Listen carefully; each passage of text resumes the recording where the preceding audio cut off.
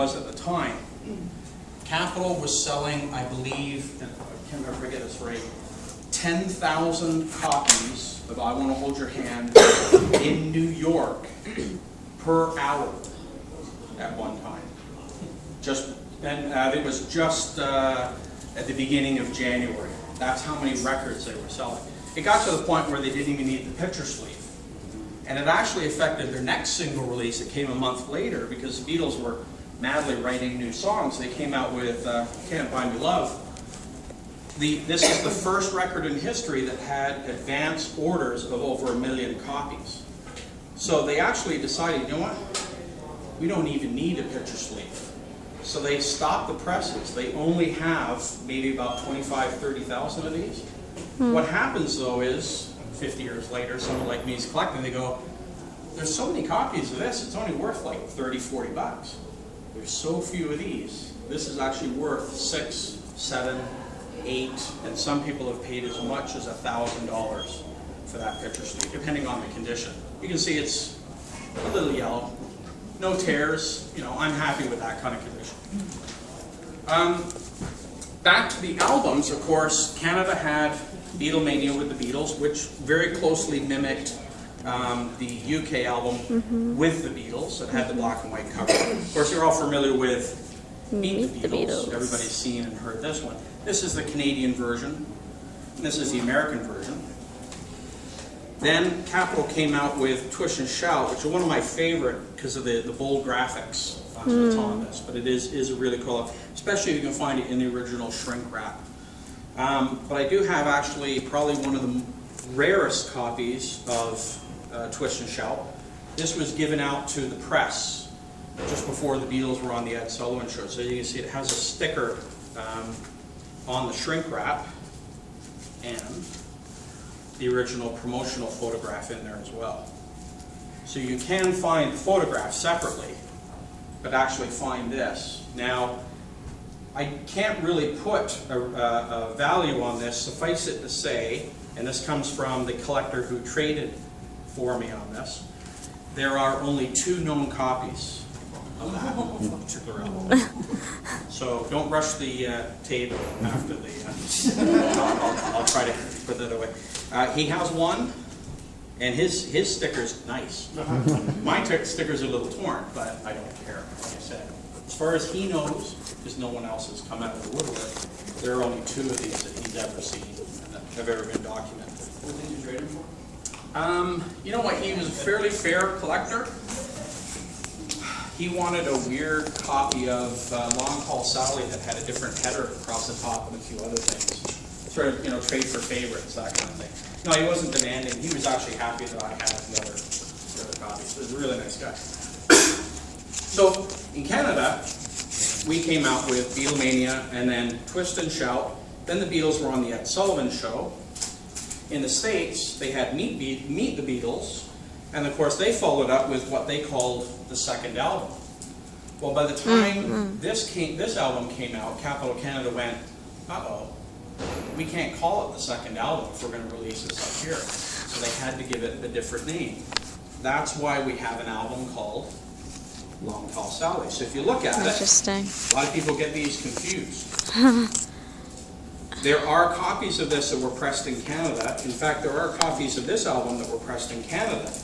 But because Capitol Canada had these 3 albums, Beatlemania, Twist and Shout, and Long Tall Sally, they didn't release the second album or the Meet the Beatles album until 1967 in Canada. Oh my God. So the only way you could get these in Canada would be your parent went cross-border shopping in Buffalo, or someone you knew down in the States had the album and brought it up. These were not sold in Canada until 1967.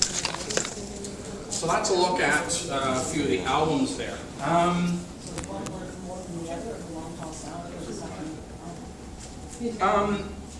Again, it all has to do with condition, and because a lot of the collecting market is driven by Americans, if they were to find a fairly good condition copy of Long Tall Sally, but then a U.S. pressing of this to them would be more desirable.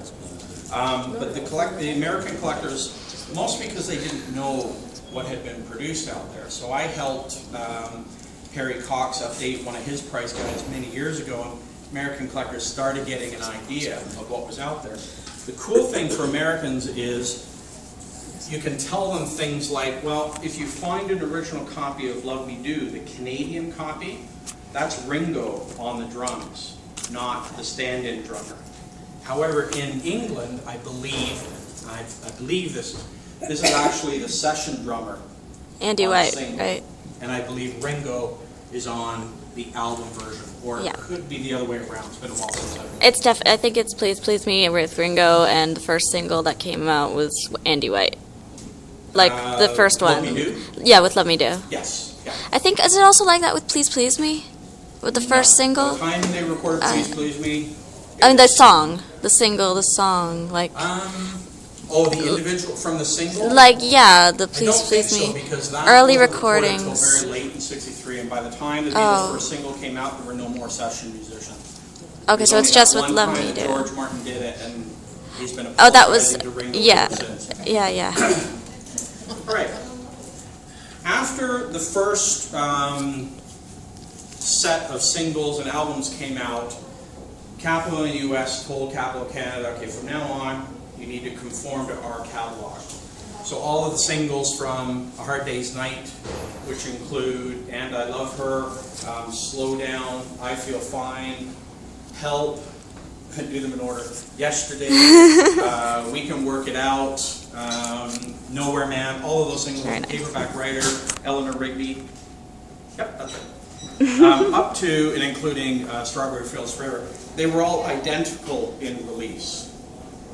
So the picture sleeves, in fact, were printed in the States, but there are Canadian pressings of the single that are slightly different from the American. They look, for the most part, they look the same.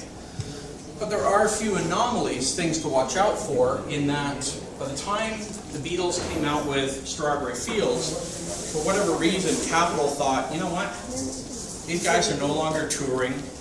They've let their hair grow really long. They've got mustaches. They look like their grandfathers now. We might need to do a little bit of promotion. The Beatles have been out of it for at least about 5 months now, which back in the 60s was a long time. So Capitol and the States said, okay, tell you what, let's rush release the new single in February of '67, Strawberry Fields Forever, with Penny Lane on the back of it. So that's a green label. All the singles in the States up to Lady Madonna came out on the yellow-orange swirl. So they did a green label. For whatever reason, in Canada, Capitol thought, you know what, we don't want to spring for color on these guys. We don't know if we can afford it anymore. And that's actually quite a fact that Capitol in Canada stuck to black and white sleeves, any of their promotional advertising, any of their print production. A lot of it was just black and white. But the coolest thing is, they only printed about 100 of these copies of Strawberry Fields. And this is probably by far the absolute best condition copy that exists. I've seen trashed versions that are out there. Probably worth around $900 to $1,000 because they just don't exist. Only radio stations got these. In fact, a lot of times when promotional records were sent to radio stations, the program director would give it a listen, and he'd put the X's on the side that he wanted disc jockeys to play. So for whatever reason, they wanted Strawberry Fields to be played, but Penny Lane was really the sort of a pop hit of the time. There were a few more singles, and then the Beatles came out with their own Apple label. So here we have 2 copies of Hey Jude. Hey Jude, again, one of those records where there are so many of them out there. They probably pressed 2-3 million copies in the States and probably 250,000 to 400,000 in Canada at the time. But the funny thing is, when they rush released it, they forgot some of the information on the first pressing. So this copy of Hey Jude doesn't mention George Martin as the producer, which is a major no-no, because it all had to do with licensing and or accreditation and paying royalties to whoever and so on. So you have 2 copies of Hey Jude, one that's worth around $2 or $3, one that's worth around $70 to $80 to $100, simply because of that. So if you want, you can come up later and spot the we could play spot the differences on the labels. One of the coolest Apple label singles that exists out there is when in August of '69, or maybe September of '69, the Beatles single Come Together and Something by George Harrison. They put the single out, but of course, typical radio execs, they listen to the new single that the Beatles have. By this time, they're actually sending tape masters over. They're not just making copies from actual records. And of course, for whatever reason, the executive over here in Capital US or Capital Canada said, okay, well, Come Together is written by John Lennon and Paul McCartney. It should go on the A side. And George Harrison's song, we don't know, George is not as strong a songwriter as the rest of the Beatles. We'll put him on the B side. That's terrible. Well, I'm not sure if it was the Beatles, it might have been George Martin or someone there caught wind of that and said, no, stop the presses. In England, we have Something as the A side with Come Together as the B side. That's right. Instantaneously producing a single that, again, can be worth as much as $200 because it has Come Together on the A side. So you're going to madly rush out and go through all the stalls and look for the Apple single that's got Come Together on the A side. You're probably all very familiar with, actually, let me put it this way. Probably familiar with this album. Yeah. This was produced in Canada, the Beatles Yesterday and Today. It was a hodgepodge of Beatles singles because the Beatles hadn't had an album out since Rubber Soul, around Christmas time of '65. It was getting on for June of '66. It's been 6 months since been able to put a new album out. Well, we'll just take all their singles put together and put it on an album. Well, what happened was in the States, Capitol was looking through different photographs to use because it wasn't an album that the Beatles were putting together. And the Beatles had actually approved a number of different promotional photographs because the photograph I'm going to show you was used to promote Paperback Writer, a single in early '66 in the UK. The only problem is, by the time it came out on the album in June of '66, people really flipped out on them. And in fact, to give you a little bit of background on this, Capitol in the States produced, they believe, between 375 and 400,000 copies of this record at 3 different pressing times.